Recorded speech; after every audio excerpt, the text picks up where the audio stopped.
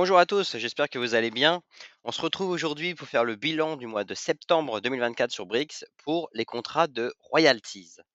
Alors, où est-ce que nous en sommes? Alors, nous allons voir d'abord quelques news. Donc, vous savez qu'ils avaient annoncé que la vente progressive des immeubles en royalties. Donc voilà, donc je voulais vous faire un retour sur deux news. La première, c'est des ventes. Alors, j'ai mis ventes en cours, mais en fait, c'est des ventes finalisées pour lesquelles en fait on attend la redistribution pour les actionnaires. Donc vous voyez là, ils ont documenté, ils ont dit que alors le problème est qu'ils savent pas exactement le délai exact pour ça, mais apparemment il y a un calcul de la valeur nette comptable, de l'investissement, la répartition des montants en fonction du prorata des taxes et des factures de clôture, et cetera. Donc on espère que quand même ça soit fait sur un délai, j'allais dire raisonnable, d'ici 3 mois par exemple ou d'ici même le 1 mois, ça serait top et ensuite on fera le bilan pour savoir si vraiment, c'était intéressant d'investir parce qu'au finalement, est-ce qu'ils ont vendu avec une plus-value ou non? Là, voilà, donc à ce jour, on ne sait pas. Ce qui m'étonne, c'est qu'a priori, on peut encore acheter des bricks sur ces 2 immeubles, alors que pourtant l'immeuble est vendu. Donc, voilà, est-ce qu'il y a un coup à faire en se disant: «Il est vendu, je pense qu'ils ont fait une plus-value» et si vous regardez, les bricks sont vendus à -5. Voilà, est-ce qu'on peut se dire, est-ce que c'est facile de gagner 5 comme ça là? Voilà, la question est posée. Moi, je m'y risquerai pas, mais si parmi vous, il y en a qui, j'allais dire, qui sont chauds là, voilà, moi je serais intéressé pour avoir un petit retour sur cette opération. Ensuite, ce que j'ai vu, donc ça c'est tout nouveau, sur l'immeuble Belfort, j'ai vu, en cours de revente. Alors j'ai eu du mal à trouver des infos et en fait, il faut aller en bas de l'actualité. En fait, a priori, ils ont, décidé de faire une vente de l'immeuble à la découpe et donc là, vous voyez, ils ont accepté une première offre d'un montant de 150 000 €. Donc là, on attend encore parce qu'apparemment il y a donc c'est conditionné à l'obtention d'un crédit bancaire de la part de l'acquéreur. Donc à voir, j'imagine que dans les 3 mois, on sera fixé. Et donc l'idée, c'est de faire, à ce que j'ai compris comme, si je dis pas de bêtises, c'était, l'immeuble Stadel à Strasbourg. C'est-à-dire qu'ils vont vendre un appartement et ensuite ils vont, en fait, la valeur de la brique va diminuer et puis, on aura du cash et après voilà, donc après au final, vous aurez moins de revenus par brique puisque, il y a un appartement de moins hem, qui rapporte. Donc voilà l'idée et donc l'idée, c'est que j'ai regardé donc apparemment sur cet immeuble Belfort, vous avez 6 lots. 6 lots, donc ça veut dire quoi? C'est potentiellement 6 immeubles, enfin 6 immeubles, 6 appartements. Je suis pas sûr qu'il y ait des caves, question mark ou des garages. En tout cas, voilà, il y a 6 lots, donc là, ils en ont vendu un, donc potentiellement il y en a encore 5 à vendre. Donc là, vous voyez, ils veulent faire ça jusqu'à la vente du dernier appartement. Donc là aussi pareil, j'ai regardé, sur la marketplace. À l'heure actuelle, vous avez des briques à -26. -26, voilà, voilà. Est-ce intéressant? Là aussi, on peut se poser la question. Hem, voilà, je vous laisse répondre en commentaire, ce que vous en pensez. Donc bien sûr, je ne suis pas conseiller financier. Là, je vous dis juste, ce que je vous partage les informations qui me paraissent intéressantes pour pouvoir débattre avec vous. Donc je suis moi-même actionnaire de cette plateforme, donc j'ai arrêté il y a un bon moment. Donc octobre, vous voyez, en fait, bon, c'est assez bas, voilà. Moi, j'ai arrêté d'investir depuis très longtemps, donc depuis, ouais, au moins 1 an, je pense. Donc là, vous voyez, c'est stable plus ou moins, je dirais entre, allez, 30 et 40 €. Vous voyez, c'est à peu près, ce que je pense que Brix me verse. Donc j'ai 3,78 à l'année, donc vous voyez, c'est pas ouf, c'est un peu plus que le livret A. Néanmoins, c'est de l'argent bloqué et j'ai quand même, 11 000 €. Donc 11 000 € bloqués pour avoir juste 3,78. Bon, personnellement, j'aurais préféré de l'argent liquide à 3 peut-être pour, vous voyez, dès que vous avez, voilà, une nouvelle opportunité sur, je sais pas, un autre projet ou et cetera, vous pouvez débloquer, vous pouvez utiliser cet argent. Là, je suis bloqué jusqu'à la revente. Donc bon, on verra tranquillement. Pour l'instant, sur toutes les reventes que je vous ai montrées, je ne suis pas encore impacté. Combinaison de briques, donc là, vous voyez, on peut voir aussi, ils communiquent en fait sur les gens, combien au global ils ont investi, c'est quoi la rentabilité moyenne. Donc ça, c'est pas sur les contrats de royalties par contre, c'est sur les nouveaux contrats, les obligations. Donc ça vous donne une idée. En gros, ce que je pense qui est intéressant, c'est de voir en moyenne, apparemment, les gens mettent quand même 1 500 €. Donc ça, c'est le panier moyen qui a pas mal augmenté, qui a augmenté de 100 € par rapport au mois dernier. Ça, je trouvais que c'était intéressant, c'est que les gens ont plutôt confiance et du coup, hop, hop, hop, ça voilà, ça investit de plus en plus. En moyenne, apparemment, un investisseur a 5 projets, OK. À droite, vous avez là les top investisseurs, donc on voit que le numéro top 1. Alors je devrais comparer avec le mois d'avant, parce que là, le premier, en fait, il a perdu 1 000 € par mois. Donc je ne sais pas pourquoi, mais alors peut-être qu'il était sur un projet pour lequel il a été remboursé. Donc ça expliquerait que du coup, il est revenu en cash et doit réinvestir sur un nouveau projet pour retoucher les intérêts. Donc voilà, question. Ce que je vous propose ici, c'est qu'on regarde, le numéro un, 2, 3 et j'ai pris celui de 1 000 €, parce que 1 000 €, en fait, c'est celui qui a investi le moins de capital. Comme ça, on va pouvoir avoir des idées sur, d'allocation, sur que font ces gens. Alors là, vous avez le numéro un et le numéro 2. Donc numéro un, vous voyez, il a quand même mis 650 000 €, qui est quand même une belle somme. Donc là, ce que je vous disais, vous voyez, là, ça a pas mal diminué. Ça, j'aurais dû regarder. Je crois que j'avais le graphe du mois dernier. Il faudrait que je regarde la répartition. Hem Ouais, en tout cas, vous voyez, voilà, c'est pas mal baissé, donc à voir. Sur le deuxième, vous voyez, le numéro 2 à 300 000 €. Alors quand même 300 000 €, mais vous voyez quand même, il y a quand même un gros gap entre le premier et le deuxième. Très bien, il est quand même à 10,46, donc c'est quand même pas mal. Il est sur, 5 projets, donc très, très bien. Ouais, ça m'a l'air pas mal. Après 300 000 € bloqués sur Brix, ouais, je sais pas si moi j'aurais fait ça, mais bref. Donc là, après, vous avez le numéro 3, donc là, ça descend encore plus, donc 130 000 €, qui est aussi une belle somme, hein, c'est le prix d'un appart quand même. Donc lui, il a fait all-in sur Villa Saint-Tropez.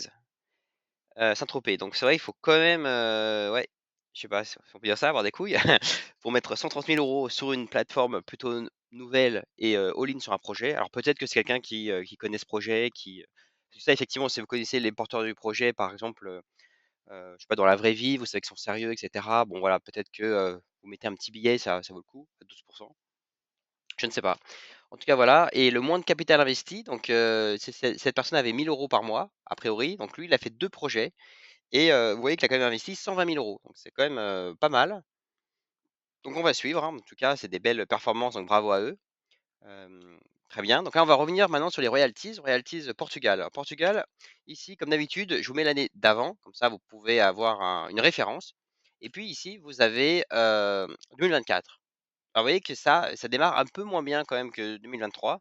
Pourquoi? Je ne sais pas honnêtement. Est-ce que les gens partent moins en vacances au Portugal? Est-ce qu'ils ont revu leur prix? Finalement, c'est trop cher, et cetera. On peut trouver plein de choses. En tout cas, septembre au Portugal, c'est pas trop, trop mal quand même, si on est gentil avec eux.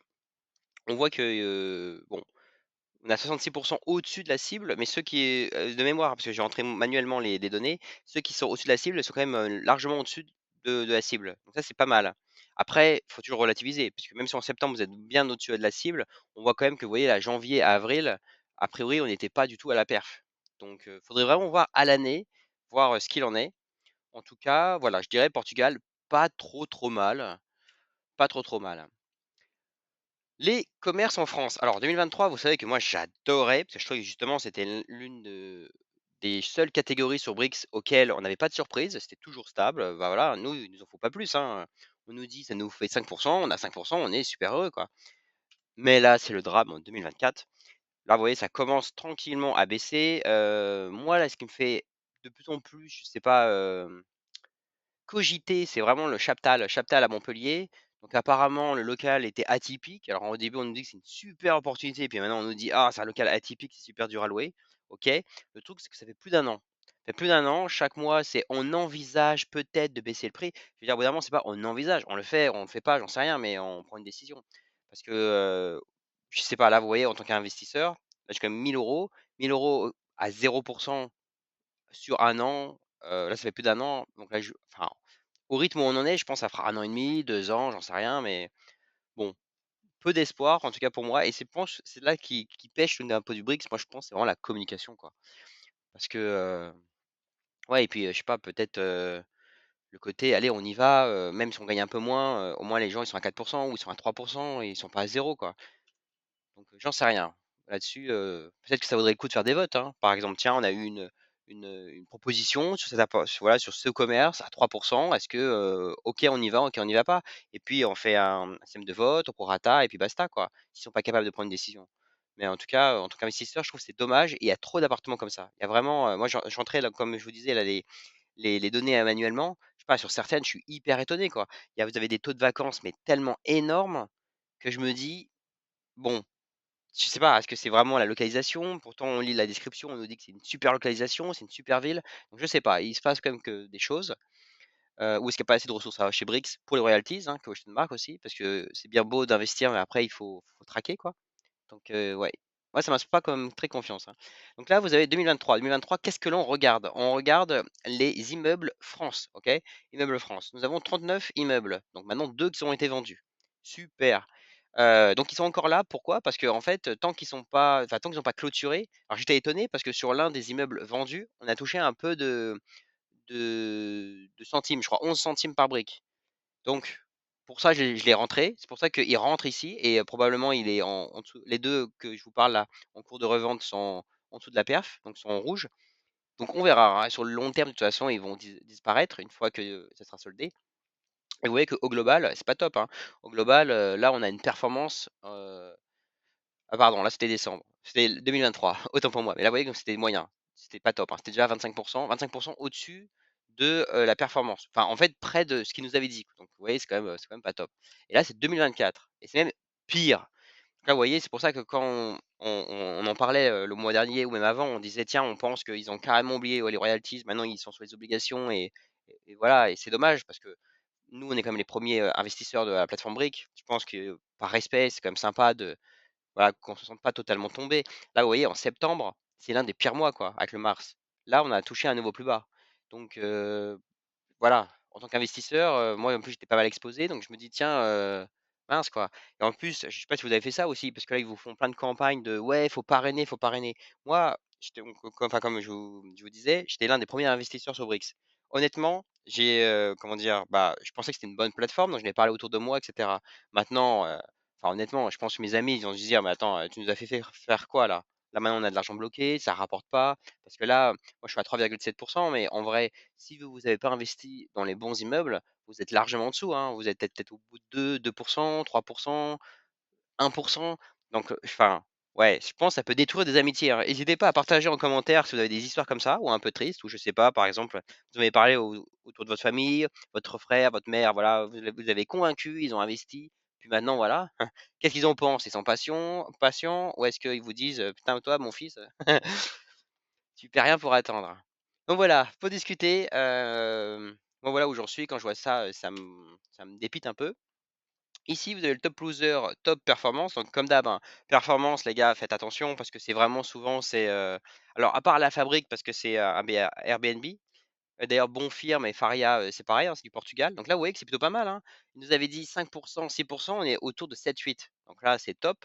Bon après, comme on en parlait, hein, janvier à avril, vous aviez rien. Donc bon, à voir. Mais en tout cas, au moins pour septembre, on peut saluer que le Portugal, est au-dessus de la cible. Ensuite, là, vous voyez, vous avez les commerces, donc Niemen et cetera là, Die Falls, donc bah, très bien. Et puis vous avez quelques immeubles auxquels il y a eu des remboursements d'impayés. Donc j'allais dire rien de folichon, parce que Longbuisson, c'est pareil, j'ai de mémoire, il y a eu un impayé et des expulsions.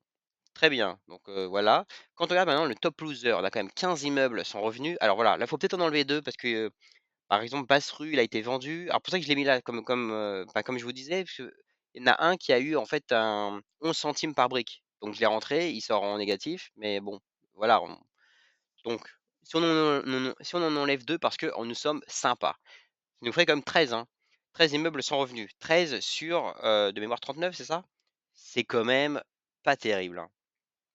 Et surtout, ce qui est vachement étonnant, c'est que vous aviez des immeubles, j'allais dire, historiquement, ça marchait bien et en fait, ils se cassent la gueule et j'ai vraiment l'impression qu'ils ont du mal à revenir au niveau d'antan. Par exemple, Joffre Rudel.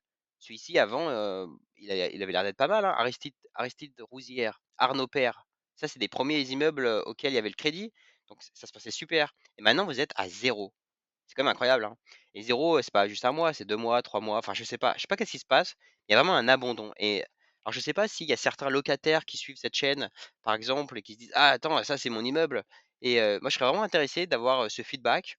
Voilà, en tant que locataire, qu'est-ce que vous en pensez? Est-ce que je sais pas, c'est parce que, je sais pas, il y a des fuites d'eau, elles sont pas réparées, il y a je sais pas, êtes-vous satisfait, pas satisfait? Est-ce que je ne sais pas.